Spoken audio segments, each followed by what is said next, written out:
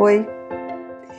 Esse vídeo ele foi gravado ao vivo durante o curso de Metalurgia Física apresentado pelo Dr. Paulo Roberto Oliveira Emídio, agora em janeiro de 2021. São 4 horas de vídeo separadas em 17 partes. Esta é a parte 10, que mostra aspectos metalúrgicos macro e microscópicos.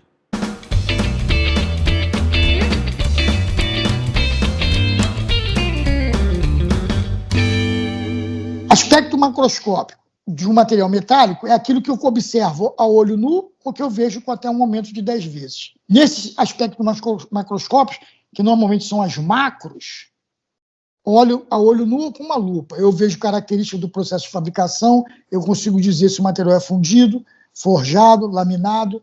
Eu vejo defeitos grandes do tipo poros, trincas, né? E vejo também deformações localizadas. Um exemplo de deformação localizada, a marca que o cara faz numa arma, por exemplo. O cara vai lá na arma e bota um número de série na arma. Aí o bandido vai lá, raspa aquele número de série. Eu posso, fazendo uma macrografia, ver as marquinhas da deformação plástica e dizer qual era o número que estava escrito ali. E identificar se aquela arma teve ou não teve o número de série adulterado, raspado, etc. Se foi roubada, se não foi roubada. A gente já fez esse tipo de trabalho algumas vezes, tanto com arma como por exemplo, com elo de amarra, né? Elo de amarra, a gente já fez isso também, que os elos eram roubados lá, e a gente descobria as marcações do elo inicial fazendo macrografia. Aspectos microscópicos são aqueles que que são observados com o auxílio do microscópio óptico ou um microscópio eletrônico. O que vai mudar de um microscópio óptico para um microscópio eletrônico? No microscópio óptico, eu estou observando com a luz. No microscópio eletrônico, eu estou observando com um feixe de elétrons. Comprimento da luz maior do que o comprimento do feixe de elétron, comprimento de onda, né? Ambos têm um aspecto de onda e de matéria, né? Então, eu tenho aqui a luz com comprimento de onda maior, o feixe de elétron com comprimento de onda menor. Isso faz com que eu tenha uma resolução melhor aqui, maior no microscópio eletrônico, menor no microscópio óptico. Mas isso, na verdade, dependendo da situação, eu vou estar usando o óptico, e de outra situação, não é, na verdade, vamos usar só o eletrônico porque tem uma resolução melhor. Não é isso. Depende do que eu quero ver, na verdade. Então, eu consigo ver os grãos, como a gente já viu, as fases metálicas e não metálicas, inclusões, os microconstituintes e microdefeitos, tipo pequenas trincas e pequenos poros, que podem ou não existir no material. Consigo ver esses defeitos também usando essas duas ferramentas aqui. Aqui é um exemplo onde a gente pode ter uma barra forjada aqui, ó, com diâmetro de 25 milímetros, onde, se eu fizer uma preparação metalográfica eu lá no microscópio óptico, eu vejo a estrutura dessa barra, os grãozinhos da barra, aqui a barra com 25 milímetros, aqui eu fiz a preparação metalográfica, aí aqui eu estou vendo os grãozinhos da barra e a formação de ferrita e de perlita aqui. Isso, na verdade, vai mudar em função do quê? Da composição do material, aqui são os elementos, e do histórico mecânico, ou seja, como, aqui nesse caso, a mecânica foi o forjamento, e do histórico térmico, que poderia ser um tratamento térmico qualquer. É importante olhar nessa fotografia, aqui, nessa imagem aqui, e ter uma ideia de dimensão. Aqui a barra, aqui a macro, onde eu não consigo ver as fases, mas se eu levar no microscópio óptico e observar com um aumento maior, ó, onde essa barrinha agora aqui é 50 microns, eu estou vendo os grãos, aqui eu não consigo ver os grãos, que é um aspecto que eu estou olhando a olho nu, aqui eu passo a ver os grãos, mas dentro de um grão desse daqui, ó, se eu pegar esse grão aqui, eu posso trazer ele para cá e dizer, por exemplo, que ele tem pequenos vazios dentro dele, que eu não estou conseguindo ver aqui por microscopia óptica, e nem vou conseguir ver por microscopia eletrônica. Ele tem os átomos solutos em solução, e se eu ampliasse ainda mais, eu estaria vendo aqui a nossa célula unitária, que está na faixa de 2,86 angstroms, ou seja, muito pequenininha. Aqui a gente tinha 50 microns, aqui a gente tem 0,286 nanômetros. E aqui seria uma linha de discordância dentro do meu material. Isso aqui é bom para a gente ter uma ideia de escala, de quando a gente falou da célula unitária, quando a gente fala dos grãos, quando a gente fala de uma macroestrutura.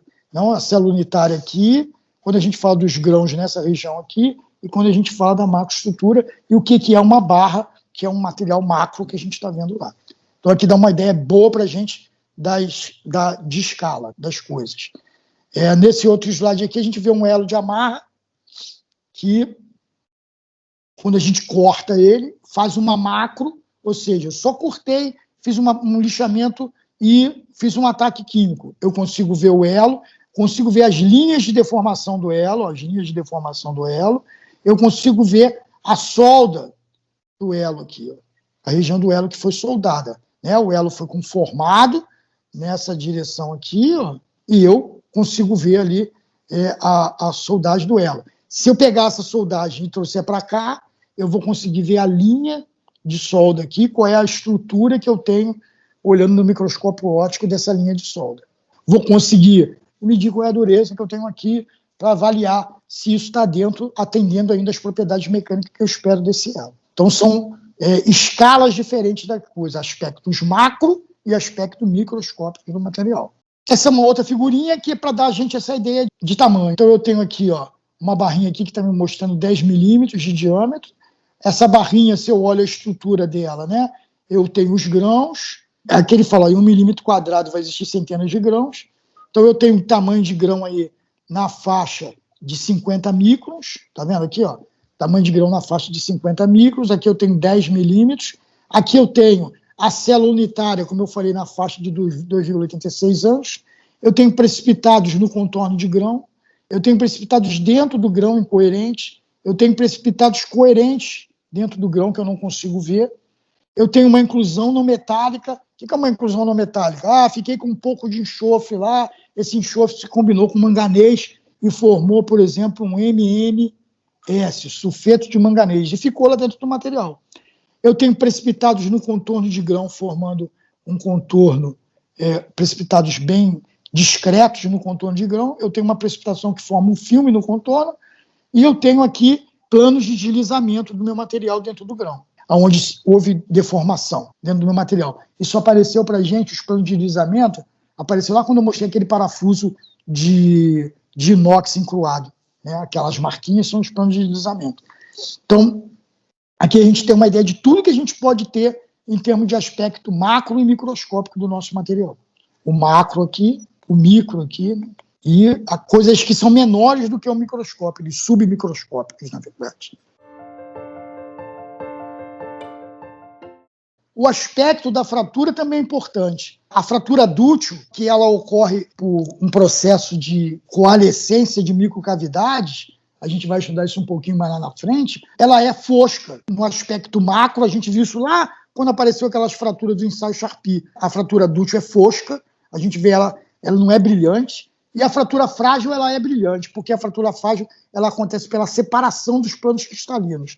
Então, nesse slide aqui, a gente tem um material com muita deformação plástica, tá vendo? E o aspecto da fratura dele é dútil, ou seja, por microcavidades. Deformação revela comportamento dútil. E aqui a gente está vendo microcavidades, tá vendo? Com microcavidades. Microcavidades são essas bolinhas aqui, ó. E essas bolinhas, dentro de uma bolinha dessa, de um dimple, que a gente chama desse, normalmente tem uma inclusãozinha não metálica, que ajuda a formação dos dimples, que vai abrindo em torno das inclusões, que sempre tem inclusão não metálica, como eu falei, é impossível você ter um material purinho, sempre tem umas inclusões, e aí ela vai abrindo em torno das inclusões e vai formando esse monte rendilhado, assim, que parece um monte de vulcãozinho, né? Parece a superfície de um planeta, alguma coisa assim. Esse é o aspecto de microcavidade, o aspecto da fratura dútil, que é provocado por quê? Por um excesso de deformação plástica. Quando eu tenho um material de alta resistência que rompeu de uma forma frágil, é o mecanismo que a gente chama de separação de planos, é um mecanismo chamado de clivagem. Ele expõe os planos. Por isso, como ele expõe vários planos, a fratura frágil tem um aspecto brilhante. Aqui tem uma micro com a trinca está aqui, ó, tá vendo? A fratura frágil, ela passa por dentro do grão, ela é transgranular. E a trinca não tem deformação plástica em torno dela, né? Assim como essa fratura aqui também é transgranular. A trinca passa pelo meio dos grãos, não entra no contorno. Mas eu posso ter uma fratura que é intergranular. Tá vendo? A trinquinha vai seguindo o contorno do grão aqui, ó. Vai seguindo o contorno do grão aqui, tá vendo? E aí, quando eu olho ela no microscópio eletrônico, que essa imagem aqui é de microscopia eletrônica de varredura, eu vejo os grãos, a face dos grãos aparecendo aqui. Aí eu vejo os grãos, eu estou vendo, então, uma fratura intergranular, com outras trincas aqui secundárias, aí eu consigo enxergar outra trinca aqui, eu consigo enxergar os grãos. A fratura intergranular é um mecanismo frágil, ele não acontece regularmente nos materiais. Os materiais normalmente rompem frágil por clivagem, rompem dúctil por microcavidade, com dimple. E o intergranular é normalmente quando eu tenho alguma coisa no contorno que fragilizou a região do contorno. Quando tem uma fragilização, eu passo a ter uma fratura intergranular. Essa fragilização pode ser, por exemplo, entrada de hidrogênio, ou pode ser, por exemplo, impureza, fósforo, enxofre, no contorno de grão. E aí eu acabo tendo uma fratura intergranular. Existem fraturas que não são nem intergranular, nem por clivagem, nem por microcavidade. São as fraturas que ocorrem por mecanismo de fadiga, ou seja, através de esforços cíclicos. O que é um esforço cíclico? É um esforço onde eu tenho, por exemplo, é o eixo do carro quando a roda está girando ali, andando na rua, a estrutura de uma ponte onde a gente tem vários carros passando em cima da ponte e mudando o peso em cima da ponte a cada momento. Então eu passo a ter uma estrutura, ter um carregamento cíclico, que pode ser trativo-trativo, pode ser trativo-compressivo, mas que faz crescer trincas sempre na parte trativa, quando eu tenho o esforço trativo. Aqui em cima eu tenho um exemplo de uma junta soldada, aqui está o metal de solda, ó, metal de solda, e aqui está o metal de base, e aqui na margem da solda, ó, aqui é o resto do metal de base, na margem da solda eu tive uma trinca. A solda está agindo como um concentrador de tensão, facilitou a nucleação dessa trinca, eu tive uma trinca e essa trinca ocorre por fadiga. E a característica da fadiga é ter essas estriazinhas aqui que a gente está vendo aqui, ó. Tá vendo? Essas estrias aqui é a característica do esforço de fadiga. Na verdade, essas estrias estão associadas ao número de ciclos para acontecer essa fratura. Então, isso aqui não é uma fratura que nem é por clivagem, não é por intergranular, também não é por microcavidade, ela é uma fratura por fadiga. É onde eu vejo as estrias de fadiga aqui.